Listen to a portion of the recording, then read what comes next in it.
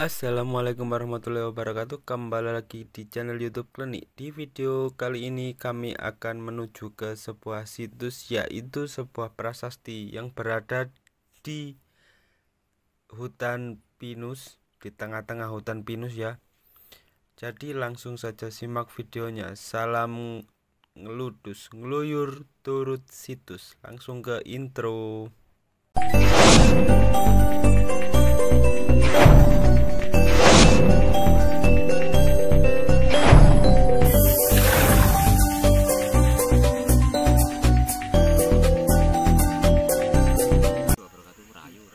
Oke teman-teman ya, hari ini kita akan menelusuri sebuah prasasti yang berada di daerah Mbelor, Iya, Pacet, iya, Mojokerto, iya, Jawa Timur. iya Mbah. Tepatnya Di mana nih? di semak-semak belukar, Di hutan pinus. ya. Dan lokasinya lebih tepatnya di mana ini? Lokasinya Ya, di semak. Waduh, yuk kita cari. ayo kita cari dulu. Karena waktunya sudah mulai Iya, malam. mulai malam ini. Mungkin senternya bisa dihidupkan, Mbak. Iya, prasasti ini menyimpan memori tentang masa akhir Majapahit. Bahkan dalam sumber Portugis itu, Mbak, Ya. ada semacam Raja Majapahit yang bernama Udara. Kemungkinan ini ejaan Portugis untuk menyebut Sri Brahma Raja Ganggadara. Itu ya rupanya. Nah, Sri Brahma Raja Ganggadara ini adalah seorang pendeta utama yang kemungkinan menjadi pate, yang kemungkinan menjadi raja setelah menjadi pate, setelah menjadi pendeta, Mbak. Iya, ya, ya. Iya, tapi ini ya semacam hipotesa saja. Menurut belum, Mbak? Untuk teman-teman harap hati-hati karena lokasinya sangat apa namanya? Runsep, rumbut. Iya. Dan tempat-tempat seperti ini biasanya ular. Mbak, ini ada bunga, Mbak. Bunga apa ini, Mbak? Melati, Mbak. Bukan. Bunga apa ini, Mbak? Nggak tahu. Hah? Nggak tahu. Oh, di mana, Mbak, lokasinya, Mbak ya? Mungkin di pisang-pisang itu, Mbak. Ada penunjuk, Mbak.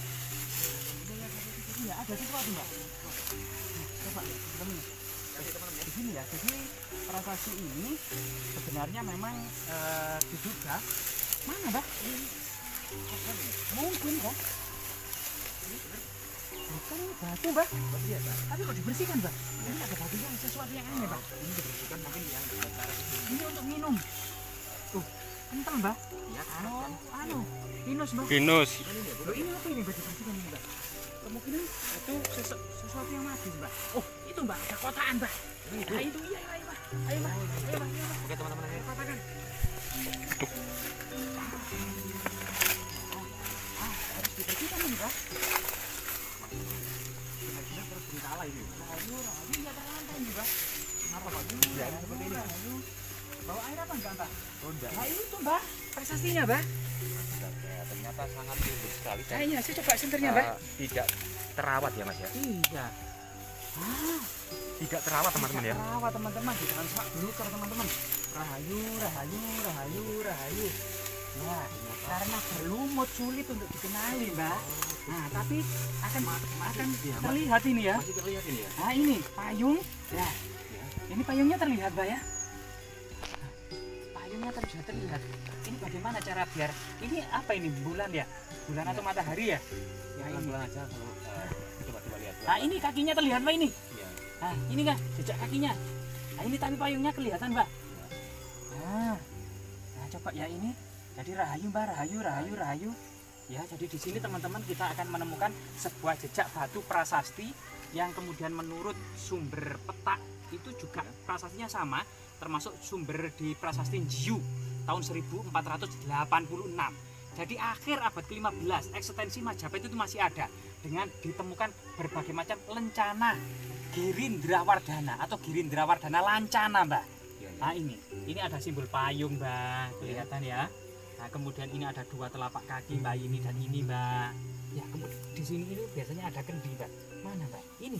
Ya ini ya ini. Ini kendi kelihatan, Mbak. Yang ini. Kelihatan apa, Mbak? Sudah Haus sekali pudar ya, kena Sudah lumut pudar, ya, kena lumut, teman-teman. Iya, benar. Jadi mungkin ini kalau tadi bawa air bisa terlihat ya. Iya. Jadi ini bahkan di dalam prasasti Jiu dijelaskan ini sebenarnya simbol Maharesi Bharatwaja. Maharesi Bharatwaja dalam apa namanya epik Mahabharata itu merupakan ayah dari Maharesi Drona. Iya.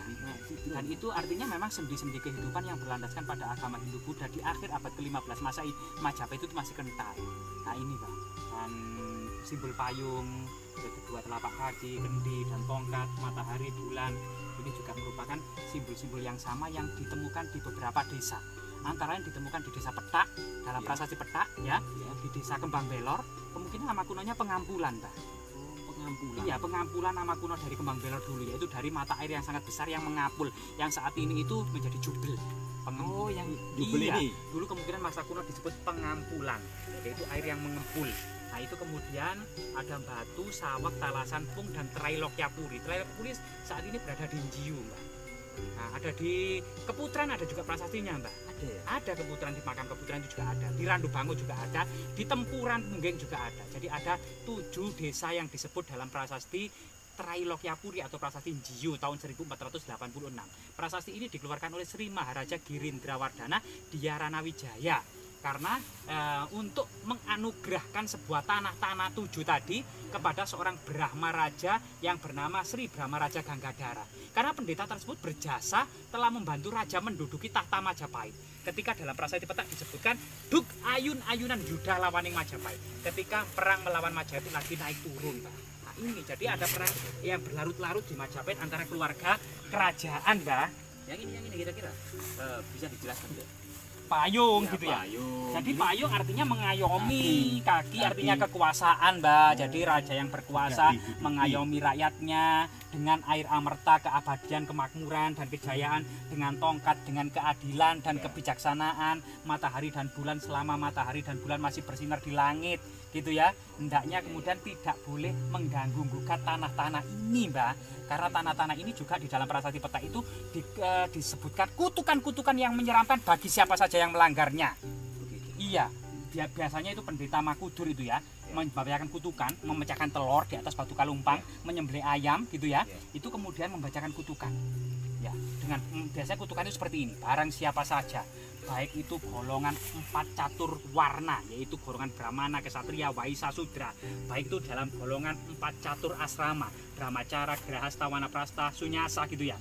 Kalau melanggar atau merusak atau berbuat jahat di atas tanah yang sudah ditetapkan dengan tanda-tanda yang baik ini gitu ya, maka kalau ke hutan akan dipatok ular, kalau ke laut akan dimakan ikan, kalau ke sungai akan dimakan buaya gitu ya, akan direngkah kepalanya, akan disobek perutnya, akan diburai ususnya, akan diminum otaknya, akan diminum darahnya, Mbak. Ya, itu kutukan-kutukan yang sangat menyeramkan pada waktu itu, Mbak. Kalau kata-kata jelek itu kutukan, tidak ada kata-kata baik. Iya, betul. Nah, Jadi, semoga kemudian prasasti ini bisa mengingat kejayaan peradaban Majapahit di masa lalu ya, serta pola-pola sejarahnya, Mbak. oke. Cukup, Pak ya? Ya, itulah tadi ya sebuah penelusuran kali ini. Karena apa? Karena kita memang menelusuri sebuah sejarah-sejarah masa lalu. Karena sejarah-sejarah itu memiliki pesan-pesan untuk untuk anak cucu kita nanti ya, dari kita atau anak cucu kita nanti, supaya kita bisa berkehidupan lebih baik dari masa lampau ya. Iya, benar, leluhur kita itu sudah menyiapkan jalan yang rata, yang kita tinggal melaluinya. Kita tidak mengeringkan rawa-rawa, tidak membuka hutan untuk sawah, tidak membuat saluran-saluran, dan kita tinggal melanjutkan saja hal apa saja yang dibuat oleh leluhur masa lalu. Oke, itulah tadi ya sebuah penelusuran kita hari ini ya. Semoga bermanfaat, dan mungkin dari kalian ada yang lebih tahu bisa nanti berkomentar di kolom komentar dan menjelaskan yang lebih detail mungkin ya. Dan kita akhiri cukup sampai di sini.